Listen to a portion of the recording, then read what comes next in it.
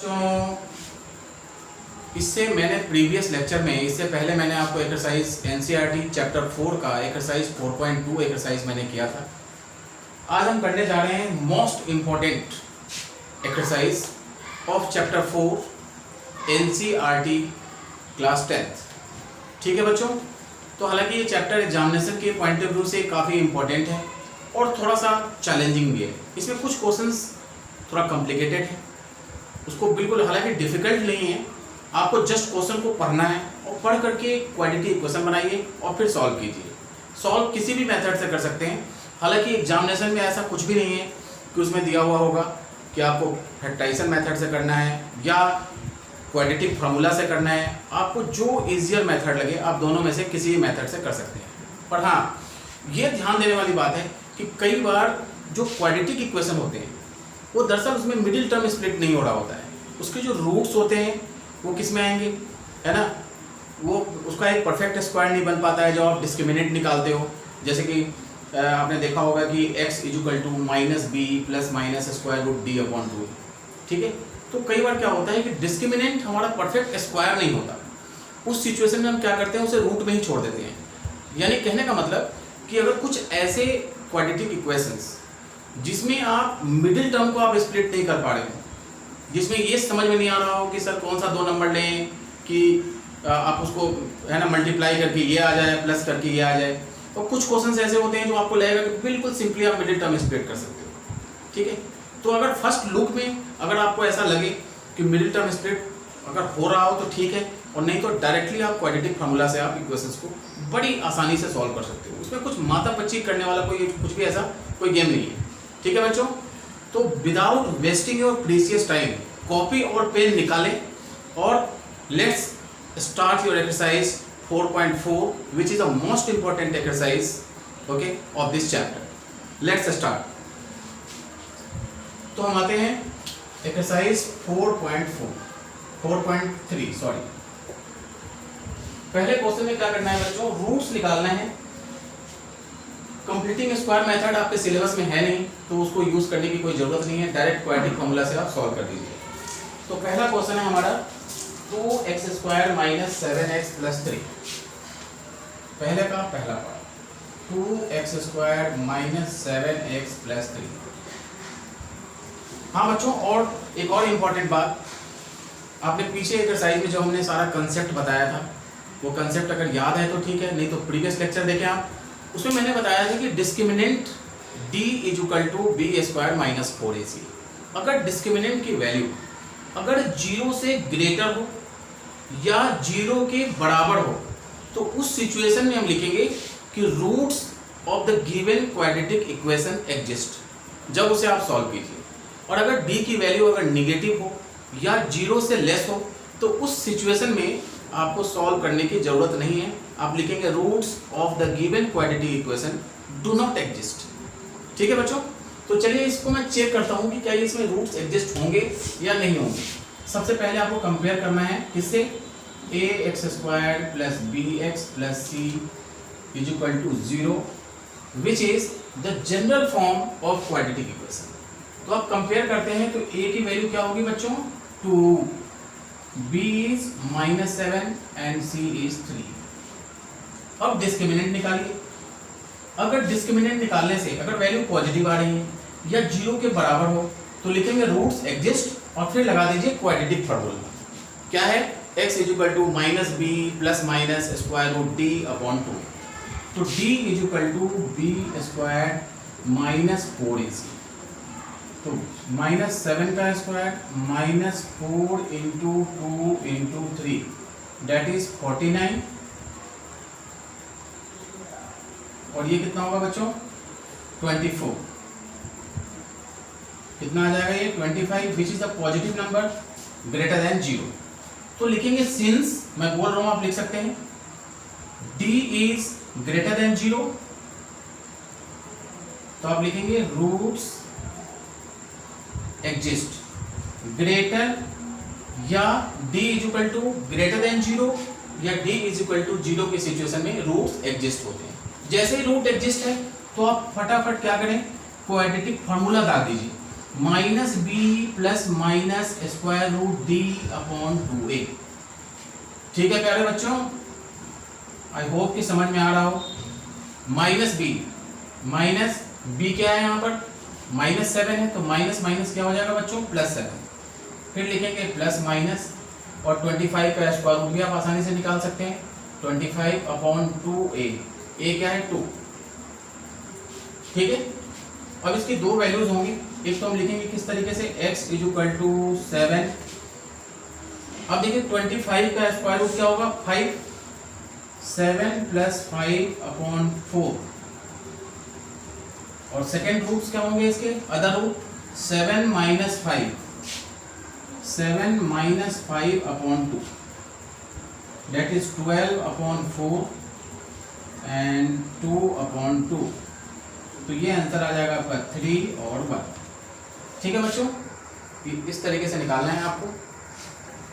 हाँ तो बच्चों अब हम आते हैं एक्सरसाइज 4.3 एक्सरसाइज कर रहे थे हम, फर्स्ट का सेकेंड पार्ट। उसमें भी सेम वही तरीका आपको करना क्या है, वही आप डिस्क्रिमिनेंट फाइंड आउट कीजिए, और डिस्क्रिमिनेंट फाइंड आउट करने के बाद अगर d 0 से ग्रेटर हो या 0 के बराबर हो, उस सिचुएशन में आप डायरेक्टली क्या करेंगे, क्वाड्रेटिक फॉर्मूला यूज कीजिए और उसके रूट्स फाइंड आउट कर सकते हैं। ठीक है बच्चों, तो इसमें भी देखते हैं कि a क्या है। पहले a b c लिख लीजिए for the sake of simplicity. b is the coefficient of x and c is the constant term. Find out discriminant, that is b squared minus 4ac. b is 1 minus 4 into a is 2 and c is -4।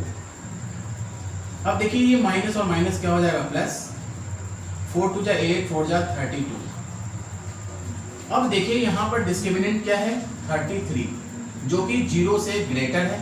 तो क्या होगा, roots exist होंगे। मैंने कहा था कि ऐसा quadratic equation कई बार ऐसे भी एग्जाम्स में आते हैं जिसको ये जज करना मुश्किल होता है कि मिडिल टर्म से स्प्लिट होगा या नहीं होगा। अगर डिस्क्रिमिनेंट परफेक्ट स्क्वायर हो, डिस्क्रिमिनेंट अगर परफेक्ट स्क्वायर हो, जैसे 4, 25, 81, 225, तो उस सिचुएशन में आप मिडिल टर्म स्प्लिट कर पाएंगे, अदरवाइज आंसर नहीं आ पाएगा।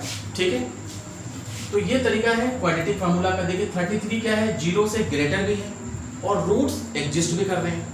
तो आपको क्या करना है, क्वाड्रेटिक फार्मूला क्या था बच्चों, -b plus minus square root d upon 2a।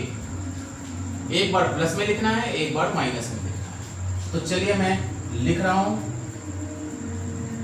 -b plus, ऐसे लिख लीजिए अलग से,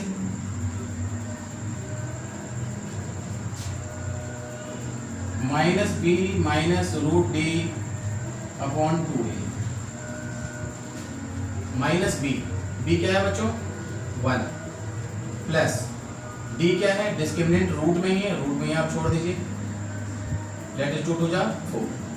ठीक है बच्चों, एक रूट तो ये आ गया, ये परफेक्ट स्क्वायर है नहीं, इसे एज इट इज रूट में छोड़ दीजिए।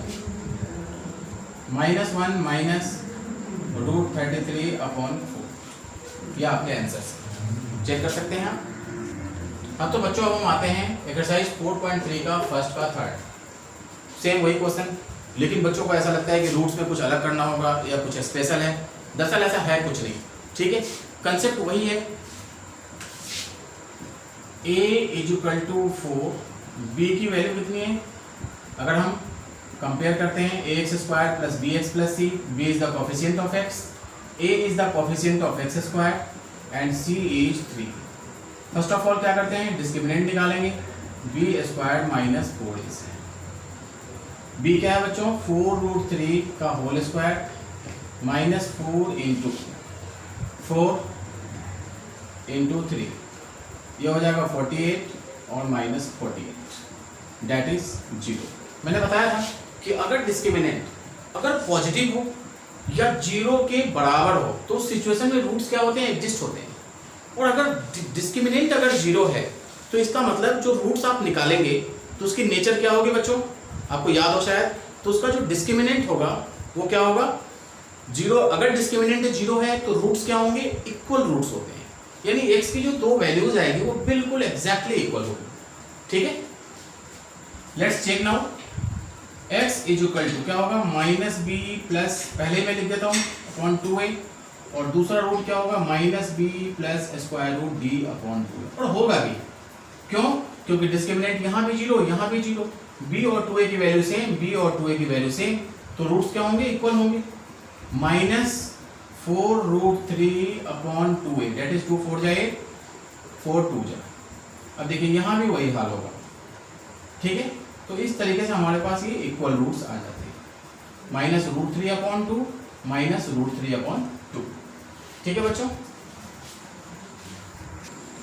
हाँ तो बच्चों एक्सरसाइज 4.3 का क्वेश्चन नंबर फर्स्ट में का ये आखिरी पार्ट है, फोर्थ पार्ट। इसमें भी देखिए 2x square plus x plus 4 is equal to 0 है।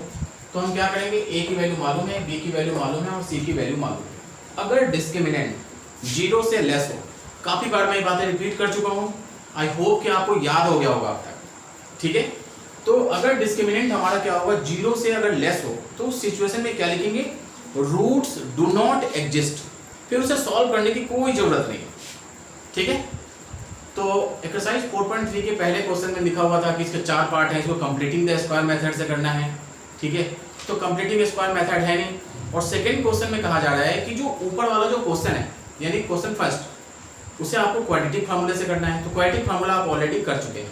तो इस तरीके से एक्सरसाइज 4.3 का क्वेश्चन फर्स्ट और सेकंड हमारा कंप्लीट हो चुका। अब हम आते हैं क्वेश्चन थर्ड पे। क्वेश्चन थर्ड क्या कहता है बच्चों, कि find the roots of the following equations, x minus 1 upon x is equal to 3। इसमें भी दो पार्ट है, x minus 1 upon x is equal to 3। इसमें भी रूट्स निकालना है। x क्या है, 0 के बराबर नहीं हो सकता, क्योंकि अगर x यहाँ पर 0 लेते हैं तो नॉट डिफाइंड हो जाएगा। तो ये कंडीशन है, इसे हालांकि अप्लाई करना नहीं है, लेकिन मैथमेटिकली ये लिखना जरूरी होता है। ठीक है, कि x can not be equal to 0 if you put the value of x is equal to 0, ठीक है, in the second term of this equation you will get not defined। तो इसमें कुछ करना नहीं है हमें, दरअसल हमें इसे सीधा एलसीएम लेकर के सॉल्व करना है। सॉल्व कीजिए तो यह आ जाएगा x square minus 1 is equal to 3x 3। अब क्रॉस मल्टीप्लाई कर दीजिए तो यह आ जाएगा x square minus 1 is equal to 3x को इधर कर लेते हैं, तो x square minus 3x minus 1 is equal to 0। अब देखिए, अब इस क्वेश्चन में आप यहाँ पर मिडिल टर्म स्प्लिट करके नहीं कर सकते, बिल्कुल नहीं कर सकते, क्योंकि साफ साफ दिख रहा है। तो ये कैसे पता लगेगा, अगर डिस्क्रिमिनेंट परफेक्ट स्क्वायर ना हो। तो डिस्क्रिमिनेंट निकाल लीजिए, b square minus 4ac that is minus 3 का square minus 4 into 1 into minus 1। अब तक आपको समझ में आ गया होगा कि ABC क्या लेते हैं, A is the coefficient of x square, B is the coefficient of x and C is constant of। तो ये हो जाएगा 9 और plus 4 that is 13। 13 is not a perfect square। तो जब ये perfect square नहीं है तो मिडिल टर्म स्प्लिट करने का सवाल ही पैदा नहीं होता। अब सीधा क्या करेंगे, quadratic formula minus b plus square root d upon 2। अगर ये परफेक्ट स्क्वायर नहीं है तो इसे रूट में छोड़ दीजिए, minus b minus square root d upon 2। तो ये वैल्यू आ जाएगी कितनी, b क्या है यहाँ पर माइनस 3, तो minus minus plus 3 plus root 13 upon 2a that is 2। In the same way minus 3 minus root 13 upon 2। तो ये हैं आपके रूट्स। हाँ तो बच्चों अब हम आते हैं एक्सरसाइज 4.3 का थर्ड का सेकेंड पार्ट। इसमें भी ठीक आपको एलसीएम लेकर के इसे सॉल्व करना है। 1 upon x plus 4 minus 1 upon x minus 7 is equal to 11 upon 30। X can not be equal to minus 4 और 7। ये मैथमेटिकल क्राइटेरिया है कि ये कंडीशंस दी हुई होगी। हालांकि ये फंक्शन, अगर मैं x की वैल्यू यहाँ पर माइनस 4 यहाँ पर सब्स्टिट्यूट कर दूँ, या x की वैल्यू अगर मैं 7 लिख देता हूँ यहाँ पर, तो ये नॉट डिफाइंड बन जाएगा, यानी 1/0 1/0। तो मैथमेटिकली ये गलत माना जाता है, इसलिए ये लिखना जरूरी होता है कि x can not be equal to minus 4 और 7। सिंपली क्या करना है, इसमें एलसीएम लेकर के सॉल्व कीजिए और सॉल्व करने के बाद एक क्वाड्रेटिक इक्वेशन बनेगा। हो सकता है अगर मिडिल टर्म से स्प्लिट हो रहा हो तो मिडिल टर्म से स्प्लिट कर दीजिए, और नहीं तो वही क्वाड्रेटिक फार्मूला जिसको धाराचार्यास फार्मूला भी कहते हैं। ठीक है, तो चलिए एलसीएम देता हूँ मैं यहाँ पर। ये रहा आपका LCM, x plus 4 into x minus 7। ठीक है बच्चों, साफ साफ दिख रहा होगा। अब क्या करना है, इसे डिवाइड करना है हमें एलसीएम से। जैसे फ्रैक्शन सॉल्व करते आ रहे हैं बचपन से, x प्लस 4 क्या हो जाएंगे, कैंसिल आउट हो जाएंगे। x माइनस 7 को क्या करेंगे, 1 माइनस 7। ठीक है, अगर आपको फ्रैक्शन अगर प्लस माइनस नहीं करना आता होगा तो फिर तो भगवान ही मालिक है। ठीक है, चलिए माइनस, अगर x माइनस 7 को अगर हम इससे डिवाइड करते हैं तो ये कैंसिल आउट हो जाएगा। x प्लस 4 को 1 से करेंगे तो x प्लस 4। यहाँ पर बच्चों ब्रैकेट दे दिए, डायरेक्ट मत लिखिए माइनस। कई बार बच्चे क्या करते हैं, ब्रैकेट देते नहीं है, सीधा माइनस x प्लस 4 लिख देते हैं, आंसर गलत आ जाता है। तो जब भी माइनस अगर दिया हुआ हो तो आप सतर्क हो जाइए। चलिए लेट्स सॉल्व इट फर्दर। तो ये आ जाएगा माइनस एक्स माइनस 4 अपॉन, नीचे मल्टीप्लाई कर सकते हैं आप, x square minus 7x plus 4x, यानी x को दोनों से फिर 4 को दोनों से, और minus 28 is equal to 11 upon 30। देखिए x और x कैंसिल आउट हो जाएंगे, प्लस माइनस, यह आ जाएगा आपका minus 11 upon x square minus 3x minus 28 is equal to minus 11 30। अब देखिए 11 से 11 जो आप क्रॉस मल्टीप्लाई करेंगे तो ये कैंसिल आउट हो जाएगा बच्चों। ठीक है, अब देखिए अब क्रॉस मल्टीप्लाई तो ये हो जाएगा हमारा x square minus 3x minus 28 will be equal to 30, और यहाँ पे क्या है माइनस 1, तो that is this is minus 30। Minus 30 को इधर की तरफ पुल कर लेते हैं, तो x square minus 3x minus 28 plus 30 is equal to 0। Okay, चलिए अब ये एक्स स्क्वायर माइनस 3x ये कितना हो जाएगा 2 इज इक्वल टू 0। अब देखिए यहाँ पर दिख रहा है, मेरी टर्म स्प्लिट कर सकते हैं हम, तो x square minus 2x minus x plus 2 is equal to 0। तो ये हो जाएगा आपका x into x minus 2 minus 1 into x minus 2 is equal to 0, x minus 1 x minus 2 is equal to 0। तो x के दो रूट्स आ जाते हैं 1 और 2। यह आपका आंसर है, यू कैन चेक।